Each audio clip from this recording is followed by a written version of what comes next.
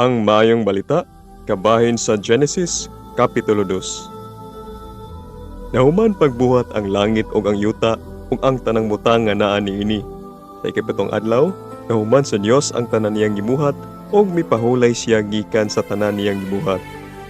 Ipanalanginan sa Dios ang ikapitong adlaw ug gibalaan niya kini kaysa maong adlaw natapos niya ang iyang pagpamuhat ug mipahulay siya gikan sa tanan niyang gibuhat. Ingon niini ang pagbuhat sa kalibutan ug sa tanan nga anaa sa langit. Ang tanaman sa Eden. Sa pagbuhat sa Ginoong Dios sa kalibutan ug sa tanang butang sa kalangitan, wala pay mga tanom nga mitubo ug mga binhi nga miturok sa yuta, kay wala pa man niya kini paulani ug wala pa may mga tawo nga makauma niini. Apan bisag walay ulan, diha nay tubig nga mitungha gikan sa ilalom sa yuta ug mipatubig niini. Unya mikuha ang Ginoong Dios og yuta ug nagbuhat siyag tawo gikan niini. Gihuy pa niya ang buho sa ilong sa tawo sa gininhawa nga naghatag og kinabuhi ug ang tawo nakabaton og kinabuhi. Unya naghimo ang Ginoong Dios og tanaman didto sa Eden sa silangan ug gibutang niya didto ang tawo nga iyang gibuhat. Ipatubo sa Ginoong Dios ang tanang matang sa mga kahoy nga maanindot ug mamungag mga bunga nga maayong kanon. Sa taliwala sa tanaman, diha ang kahoy nga naghatag og kinabuhi ug ang kahoy nga naghatag og kahibalo, unsay maayo ug unsay nautan. Gikan sa Eden, pinagayday ang usa ka suba nga maoy mipatubig sa tanaman. Ug sa nasaylo na kini sa tanaman, ang suba nabahin sa upat. Ang unang suba ingan lagpison ug minagayday kini libot sa kayutaan sa habila.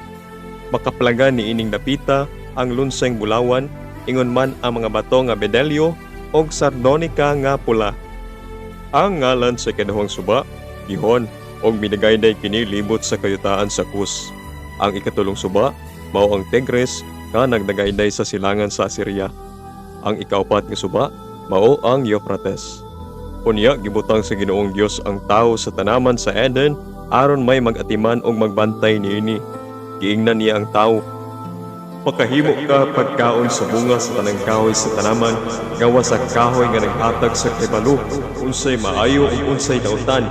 Kung mukaon ka niini, di anang adlaw pamatay ka gayud. Unya miingon ang Ginoong Dios, dili maayo nga mag-inusara ang tawo, himuan ko siya kauban ug katabang nga angay kaniya. Usa giumol niya gikan sa yuta ang tanang mananap ug langgam ug gidala niya sila ngadto sa tawo aron iyang nganlan. Bisag unsa ang ingalan sa tawo sa matang usa kanila, mao na ang ngalan niini. Busa ginganlan sa tawo ang tanang kayupan ug ang mga langgam ingon man ang ihalas nga mga mananap. Apan wala siya nakit-an nga angay ikauban og katabang.